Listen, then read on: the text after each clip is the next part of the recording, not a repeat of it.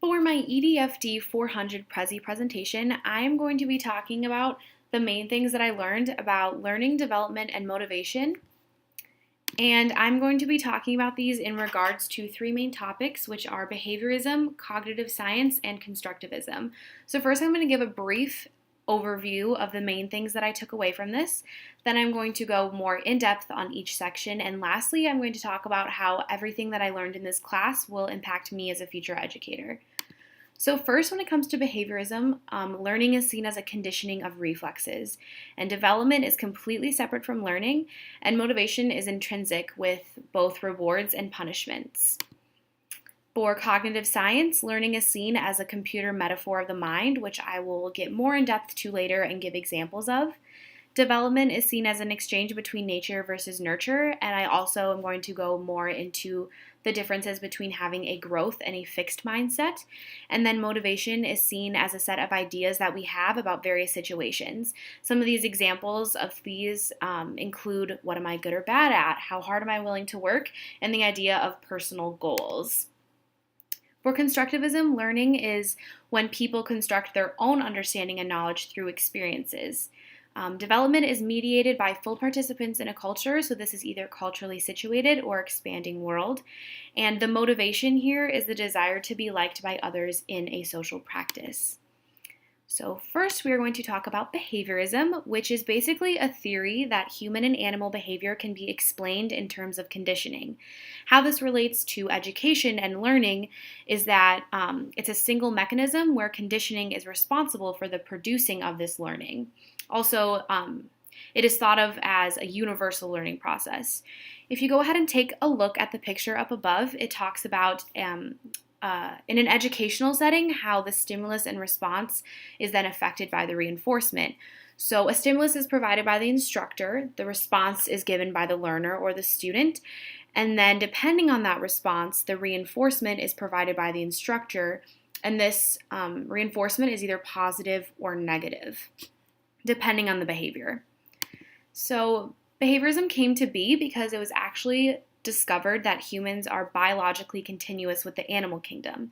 So because these similarities were discovered through studying biological processes in animals, they decided that this could then give an insight to similar processes within humans and human behavior and learning. Now I'm going to talk about two different kinds of conditioning. So there's classical conditioning as well as operant conditioning. So first we're going to talk about classical, which is basically a stimulus substitution. It also talks about how we are biologically wired so that a certain stimulus will produce a specific response. If you take a look at the picture down below, it talks about Pavlov's experience. And basically what this means is before conditioning, the food was given to the dog and saliva was produced. And then as well before conditioning, they would blow a whistle and there was no salivation of the dog. Because the desired behavior was to get the dog to salivate with purely a whistle, there was then conditioning where a whistle and the food was given at the same time, which would in turn have the dog salivate. And then after conditioning, when you know it's successful, was when the whistle was blown, the dog salivated without the food being there. And that then in turn is the conditioned response. Next is operant conditioning, and this is a response reinforcement. And the easiest way for me to think about this is that it's like a feedback system. So when a certain behavior happens, there is either positive punishment and reinforcement or negative punishment and reinforcement. So positive reinforcement is adding something to increase a behavior. Positive punishment is adding something to decrease a behavior. And then negative reinforcement is subtracting something to increase a behavior. And negative punishment is adding something to a decrease behavior. So now I'm going to talk about cognitive science, which is the study of thought, learning, and mental organization, and these draw from the aspects of both psychology, linguistics, philosophy, as well as computer modeling. And that is what we're going to talk about first, which is the computer metaphor of mind. And this views the human mind as an information processing system, and it views thinking as a form of computing, which is a really interesting concept. And later I'm going to explain how a computer can be seen and relate to students' learning. Now I'm going to talk about nature versus nurture, and I think this is a very interesting concept. So first, with nature, it's like the belief that a person's development is predisposed in their DNA, Where on the other hand, nurture is that a person's development is influenced by their life experiences and the environment that they're surrounded in. When I think of nature versus nurture, I also relate it to the idea of having a growth mindset or a fixed mindset, which is really interesting when it comes to the educational world because it really can impact our students depending on what mindset that they have. So a growth mindset is a person that believes that their talents and qualities can be developed and fostered by working hard. Whereas a person with a fixed mindset is a person that believes their talents and qualities are a fixed trait that cannot be changed. No matter how hard they work or how hard they try, what they're good at is what they're good at, and what they're bad at is what they're bad at. And then this talks about our set of ideas on various situations, which I think relates to motivation in like the educational world. So this is questions such as who's in control, what am I good or bad at, how hard am I willing to work, and this then ties into personal goals and how like motivation is affected by learning. Next, we are going to talk about constructivism, which is a theory that says that people construct their own understanding and knowledge of the world through experiencing things and then reflecting on those experiences. So there is 4 stages that I'm going to talk about. So the first is sensory motor, which is birth to 2 years, and this is when students understand the world through senses and actions. Next is pre-operational, which is 2 to 7 years, so kids understand the world through language and mental images. Concrete operational is the stage from kids from 7 to 12 years, and they understand the world through logical thinking and categories, so they're becoming more advanced. And then last is formal operational, which is 12 years and onward, and this is when they understand the world through hypothetical thinking and scientific reasoning. And I think that these stages are really important because it just explains how, like, if you try to teach a concept to a child when they aren't in the right stage to understand that concept, there isn't going to be much growth in learning because they don't have that capacity yet. So next, there's operations. So there's concrete operations as well as formal operations. I'm going to really quickly go through the concrete operations because this is something that we did focus a lot on in class. So first is transitivity, which basically means if A equals B and B equals C, then A equals C.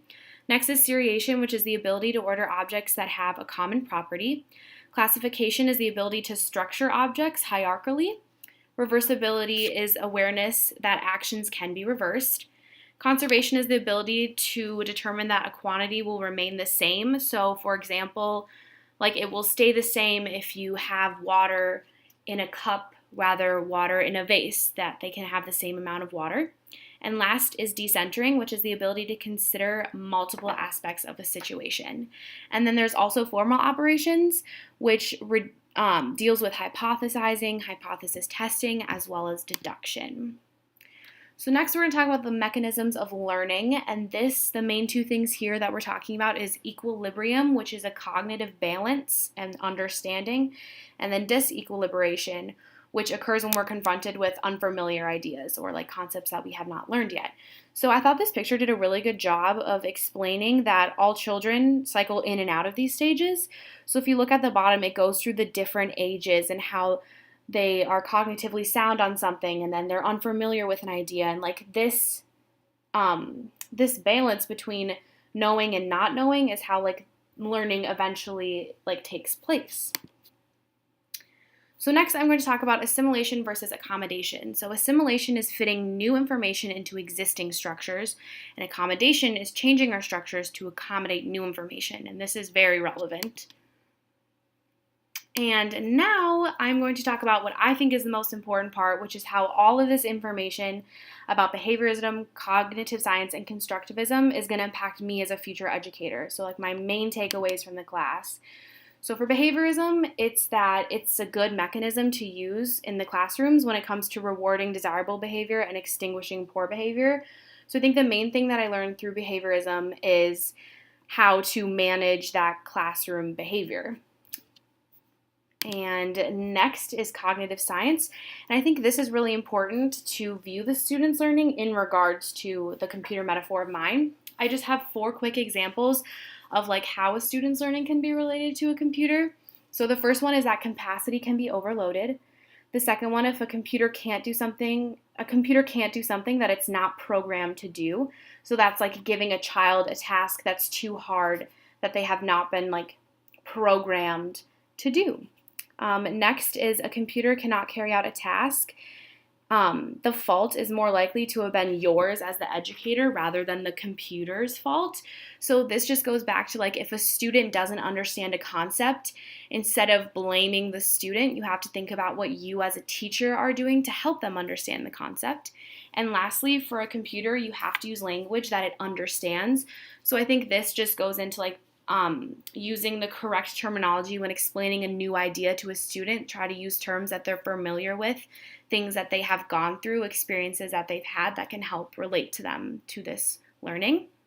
And I also think that what I took away from the cognitive science unit was that it's really important to encourage your students to have a growth mindset. So to believe that they have the ability to work hard to get whatever goal that they're accomplished, or if they're really bad at math, instead of just being like, oh, I'm bad at math, I'm never going to get better. That's a really negative way to think about it, where if you had a growth mindset, it could be like, if I try really hard at math and I get all the help that I can and I work really hard, I'm going to understand this. And like, that's ultimately what we want as teachers at the end of the day, is for our students to work hard and learn the things that they set out to learn. And then last, for constructivism, I took a lot away from this. So the first thing that I think is so important is knowing that students construct different understandings from the same exact activity. So something that student A brings to the activity is something completely different than something that student B brings to the activity. And another thing that kind of ties into that is that what students get from an activity depends on this prior knowledge, and it depends on the things that they know before going into it, and the things that they want to learn, and the things that they think are going to benefit them or are important to them. And then another thing that I thought was really important, that was really drilled into us in class, is that learning is fundamentally social.